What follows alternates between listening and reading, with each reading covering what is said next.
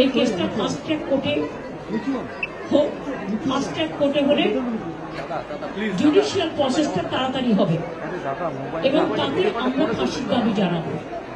কারণ কিছু লোক এখনো সামাজিক অবস্থার মধ্যে আছে, সামাজিক মূল্যবোধটাকে ভুলে গেছে।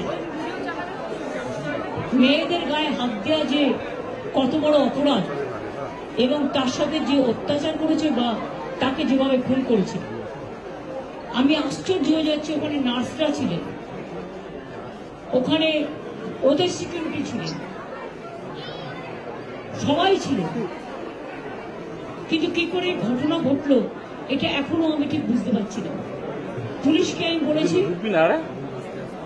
বাবা মাও যেটা আমাকে বলেছেন যে ওদের ভেতরেই কেউ আছে, যদি ভেতরে কেউ থাকে, কারো প্রতি সন্দেহ হয়, যারা ছিল, যারা ওর বন্ধু বান্ধব, তাদেরকে সবাইকে ডেকে কথা বলবে এবং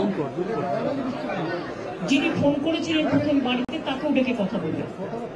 আজকে প্রিন্সিপাল নিজে রেজিগনেশন করে দিয়েছিলেন, বলছিলেন যে আমার বাড়িতেও তো বাচ্চারা আছে, যেভাবে আমাকে গালিগালাজ করা হচ্ছে, তা আমরা তাকে বুঝিয়ে বলেছি ঠিক আছে আপনাকে ওখানে কাজ করতে হবে না, আমরা ওনাকে সরিয়েছি অন্য জায়গায়। আমরা ওখানে এমএসভিপিকেও সরিয়ে দিয়েছি ডিউ নেগলিজেন্স। আমরা হাসপাতাল থেকে হেড অফ দ্য ডিপার্টমেন্ট, যে চেস ডিপার্টমেন্ট, তাকেও সরিয়ে দিয়েছি এবং পুলিশ পোস্টে যে এসিপি ছিলেন তাকেও সরিয়ে দিয়েছি।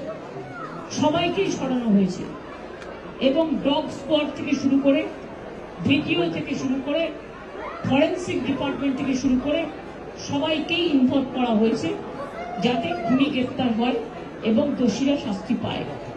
এবং আমি চাই পুলিশ যত তাড়াতাড়ি সম্ভব দোষীদের গ্রেফতার করবে। আর রবিবার পর্যন্ত যদি তারা খুন কিনারা করতে না পারে, কারণ ভেতরেও তো অনেকে আছে, তাহলে এই কেসটা আমরা আমাদের হাতে রাখবো না, আমরা সিবিআইকে দিয়ে দেবো। তার কারণ হচ্ছে আমার এতে কোনো পাওয়ার লেনা দেনা কিছু নেই, আমি প্রথম দিন থেকেই বলছি। কিন্তু ওদের সাকসেস রেট খুব কম। তাপসী মালিককে যখন খুন করে হত্যা করা হয়, ধর্ষণ করে, আজ পর্যন্ত বিচার হয়নি।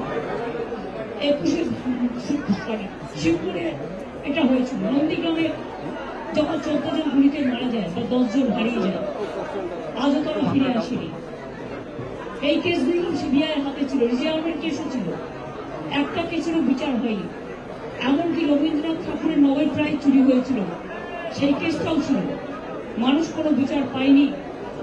কিন্তু তবু মানুষের স্যাটিসফ্যাকশনের জন্য যদি কেউ ভাবতে পারে যে পুলিশ ঠিক মতো করতে পারছে না, যদিও Calcutta police is the best police in the world, তাদের তদন্তের যে সিস্টেমটা এবং সবচেয়ে ভালো অফিসারকে লাগানো হয়েছে সমস্ত কিছু দিয়ে। আমরা রোববার পর্যন্ত সবাইকে ডাকবো, আমাদের পুলিশ ডাকবে, এটা বিলিকে বলবে, আমি বিলিকে বলতে পারবো না।